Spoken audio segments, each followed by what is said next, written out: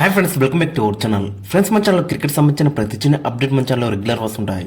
ఇంకా మన channel చేసుకపోతే friends వెంటనే సబ్స్క్రైబ్ చేసుకోండి అండ్ పక్కన బెల్ని యాక్టివేట్ చేసుకోండి. అండ్ అదేవిధంగా ఇంకా మన వీడియోని లైక్ చెప్తే ఫ్రెండ్స్ వెంటనే లైక్ చేసి మనం వీడియోలోకి తింటేది. ఫ్రెండ్స్ తప్పకుండా లైక్ చేయండి. లైక్ చేస్తే మన వీడియో మార్కెట్కి ఫాస్ట్ రీచ్ అవుతుంది. భారత్ ఆస్ట్రేలియా మధ్య జరుగుతున్న పెర్త్ టెస్ట్లో మరి తొలి రోజు అయితే ముగిసింది. మన టీమిండియా ఫస్ట్ బ్యాటింగ్ వేస్తే అక్కడ 150కి ఆల్అౌట్ అయింది. అనంతరం మొదటి ఇన్నింగ్స్ ఆడిన ఆస్ట్రేలియా టీం ఈ రోజు ఆట ముగిసే సమయానికి 67తో నిలిచింది. ఆస్ట్రేలియా తొలి ఇన్నింగ్స్ లో ఇంకా 83 పరుగుల వెనుకబడితే ఉంది. ఇక మన టీమిండియాకి 3 వికెట్లు అయితే కావాలి మరి అక్కడ ఆల్అౌట్ అవడానికి. ఇక ఆస్ట్రేలియాని బెబ్బోలు ఎంతించిన బుమ్రా పేసర్లకి అనుకూలించిన పెర్త్ పిచ్ పై భారత్ జట్టుని 150కి ఆల్అౌట్ చేసిన ఆనందాన్ని ఆస్ట్రేలియాకి కొన్ని నిమిషాల్లోనే అక్కడ టీమిండియా బౌలర్లు దూరం చేశారని చెప్పుకోవచ్చు. భారత్ ఆల్అౌట్ తర్వాత తొలి ఇన్నింగ్స్ ప్రారంభించిన ఆస్ట్రేలియా మరి వరుస వికెట్లతో కెప్టెన్ జస్ప్రీత్ బుమ్రా ఉక్కిరి బిక్కిరి చేశాడు ఆస్ట్రేలియాని. ఓపెనర్లు ఉస్మాన్ కవాజా 8 కొట్టిండు, నాథన్ మెక్స్విని 10 కొట్టిండు. ఇక స్టీవెన్ స్మిత్ని అక్కడ డక్అౌట్ తీసిండు. దెబ్బకి ఆస్ట్రేలియా టీం 19కి 3 వికెట్లతో కోల్పోయింది. ఇక ఆ ఫస్ట్ 3 వికెట్లు కూడా అక్కడ బుమ్రానే తీసినా చెప్పుకోవచ్చు. ఇక లబుషన్ అడ్డు తొలగించిన సిరాజు. ఇక కొత్త బౌలర్ హర్షిత్ రాణా కూడా ట్రావిస్ హెడ్ వికెట్ అయితే తీసిండు. ఆఖరులో మిచెల్ మార్ష్ ను మొహమ్మద్ సిరాజ్ బౌల్తో కొట్టించగా ప్యాట్ కమిన్స్ ను బుమ్రా అవుట్ చేశాడు. దాంతో ఆస్ట్రేలియా టీం ఈ రోజు ఆట ముగిసే సమయానికి ప్రధాన వికెట్లు కోల్పోయి 67తో నిలిచిందని చెప్పుకోవచ్చు. ఇక భారత్ బౌలర్లలో జస్ప్రీత్ బుమ్రా 4 వికెట్లు పడగొట్టగా మొహమ్మద్ సిరాజ్ 2 వికెట్లు, హర్షిత్ రాణా 1 వికెట్ అయితే తీసిండు. హర్షిత్ రాణా కొంచెం ఎక్కువ రన్స్ అయితే లీక్ చేసినా చెప్పుకోవచ్చు. బట్ క్రూషల్ వికెట్ అయితే తీసిన అక్కడ ట్రావిస్ హెడ్ది. ఇక క్యారీ ఒకటి అడ్డు.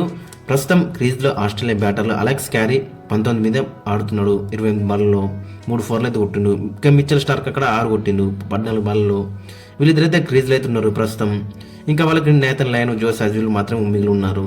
సో మనకి కేవలం అక్కడ ఫస్ట్ 3-4 ఓవర్లలో మరి ఈ 3 వికెట్లు అయితే చాలా బెటర్ అయితే ఉంటుంది. ఇక మన టీమిండియా టాప్ స్కోరర్గా అక్కడ నితీష్ రెడ్డి. అంతకుముందు టీమిండియా మరి 49.4 ఓవర్స్లో 150 అయితే పరుగులు చేసింది. టీమిండియాలో నితీష్ కుమార్ రెడ్డి అక్కడ హైయెస్ట్ రన్ స్కోరర్ అని చెప్పుకోవచ్చు. 41 రన్స్ అయితే స్కోర్ చేసిండు. ఇక రిషబ్ పంత్ 37 రన్స్ అయితే స్కోర్ చేసిండు. ఇక విరాట్ కోహ్లీ 5 రన్స్ తో మాత్రం చాలా నిరసపరిచిందని చెప్పుకోవచ్చు. ఇక కేఎల్ రాహుల్ కొంచెం అయితే మెచ్చుకోవాల్సిందే. 26 రన్స్ అయితే స్కోర్ చేసిండు మరి అక్కడ. ఇక మిగతా ఎవరి దగ్గర కూడా అంత పెద్ద నాక్స్ అయితే మనకైతే కనవలేవు. సో ఇక్కడ మనం మెచ్చుకోవాల్సింది నితీష్ కుమార్ రెడ్డిని. మరి నితీష్ కుమార్ రెడ్డి మరి డెబ్యూ మ్యాచ్ లో మరి ఇలాంటి కండిషన్స్ లో 41 రన్స్ అనేది చాలా క్రూషియల్ అని చెప్పుకోవచ్చు. ఇక ఆస్ట్రేలియాలో బ్యాటింగ్ చేసిన తర్వాత మన టీమిండియా మరి ఒక్కొక్క అని చెప్పుకోవచ్చు. ఆ ఒక్కొక్క బ్యాటింగ్ పిచ్ లో మరి అక్కడ నితీష్ కుమార్ రెడ్డి 41 అయితే కొట్టిండు. చాలా మంచి మెచ్యూర్ ఇన్నింగ్స్ అయితే మనకైతే కనబడేది నితీష్ కుమార్ రెడ్డి దగ్గర నుంచి. ఇక అతను బౌలింగ్ లో కూడా 1 వికెట్ లేదా 2 వికెట్లు ఇస్తే చాలా బెటర్ అయితే ఉంటుంది. ఓవరాల్ చూసుకుంటే మన టీంలోకి అయితే మంచి ఎడ్జ్ అయితే మనకైతే కనబడుతుంది. ప్రస్తుతం డే 1 చూస్తే మరి 83 రన్స్ అయితే కావాలి ఇంకా ఆస్ట్రేలియాకి అక్కడ ట్రావెల్ చేస్తానికి. బట్ మనోళ్ళు ఇంకా 3-4 ఓవర్లలో అక్కడ ఆస్ట్రేలియాని ఆల్అౌట్ చేసేటట్లయితే మనకైతే కనబడుతున్నారు. ఇంకా ఈ మ్యాచ్ మనం గెలవడానికి ఇంకొక 200 కొట్టినాం అనుకో, అరౌండ్ 300 లీడ్లో ఉంచినాం అనుకో, ఖచ్చితంగా ఈ మ్యాచ్ 100% మన టీమిండియా గెలిచే ఆస్కారం మనకైతే ఎక్కువ కనబడుతుంది. అక్కడ మనం మెయిన్గా సెకండ్ ఇన్నింగ్స్లో మనకి ఇంకా మెయిన్గా చూసుకుంటే విరాట్ కోహ్లీ దగ్గర నుంచి ఒక మంచి ఇన్నింగ్స్ రావాలి. ఇక జైస్వాల్ కూడా ఫస్ట్ ఇన్నింగ్స్లో చాలా డిసప్పాయింట్ చేసిండు.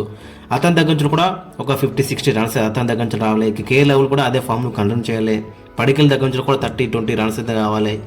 ఇక పంత్ కానీ, ధ్రువ్ కానీ, వాషింగ్టన్ సుందర్ కానీ, నితీష్ రెడ్డి కానీ వీళ్ళ దగ్గర నుంచి కూడా ఒక 100 రన్ పార్ట్నర్షిప్ వస్తే మాత్రం చాలా బెటర్ అయితే ఉంటుంది. ఆస్ట్రేలియాకి ఒక 300ని లీడ్లో ఉంచితే మాత్రం చాలా బెటర్ అయితే ఉంటుంది మరి ఈ మ్యాచ్ గెలవడానికి. ఓవరాల్గా చూసుకుంటే మరి చాలా బెటర్ అయితే మనలో అయితే రాణించు.